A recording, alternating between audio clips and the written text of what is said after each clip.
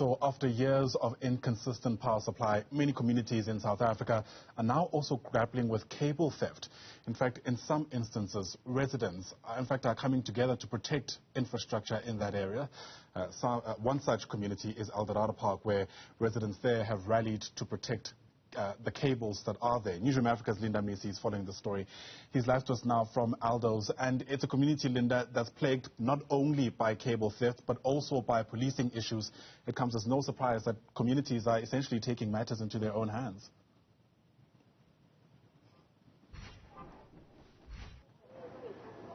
Absolutely, because if you come to a community like Eldorado Park, you'll remember these are people who know exactly what they want and how, even the government can best serve them. This is an initiative that comes really also at the backdrop of, you'll remember not so long ago in April, in fact, the burning of their substation. And you'll remember at the time what residents were saying was that they are not ruling out the possibilities of sabotage. So within the growing issue and the spate of cable theft, they then saw it fit to rally and bring resources together to try and protect, infrastructure and all of those things. Cables, in fact, to ensure that if it's not load shedding, at least they do have the cables, they do have the infrastructure to have electricity when electricity is supplied. I'm joined now by one of the guys who are basically, volunteering to protect this infrastructure. Isaac Sayer, thank you so much for your time. The security company that you work for, Isaac, is providing a service free of charge to ensure that the cables in Eldorado Park, the infrastructure, is proper. Talk to us about some of the problems that you come across as a community.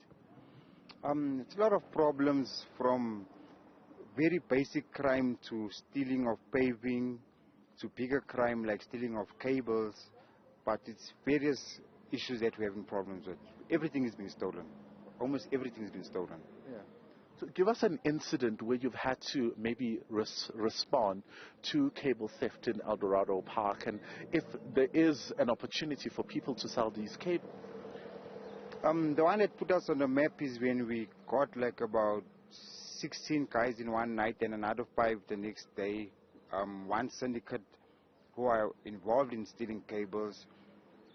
Then every other weekend we catch random 2, 3 at a time. But yeah, they keep us quite busy, the cable guys especially. And as you know, they're very dangerous. Is there a market? Where are they selling these cables? We understand it's at local scrapyards and things like that. Yes, it is at local scrapyards. We've closed 3 so far. I hope they're still closed, but we've already closed 3. There's another 2 big ones that we're targeting. But yes, it's the local scrapyards that buy the stuff.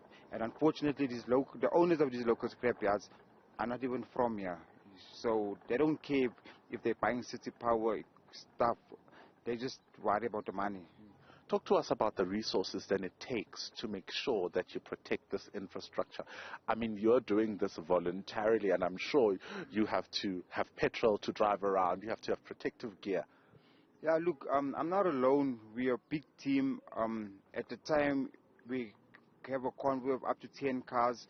I'm not the only security company as well. We have other security companies who also try and assist. And yeah, we're like 10 cars at a time, and when we hit you hard. Talk to me about the safety. You're saying that you're not the only security company. Is it safe, really, to be doing this kind of work, given the fact that obviously the community is now counting on you to protect their infrastructure? What makes it complicated for us is the people that we catch is people amongst us. So I will catch a guy now, and maybe in a few months' time, the same guy is standing with me in the queue at ShopRite or at the ATM. So us being local security providers, catching our own people makes it very hard. And the unfortunate part is the people who get paid to do this, like City Power Security and SEBS, they get the money for it, and we take all the heat for it. So, do you guys get like backup from the SAPS if needs be?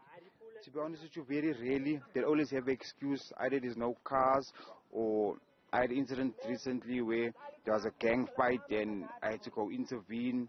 and I asked SAPS to assist me, and I was told they don't have enough backup, and I ended up going alone. But they not very keen on endangering their lives.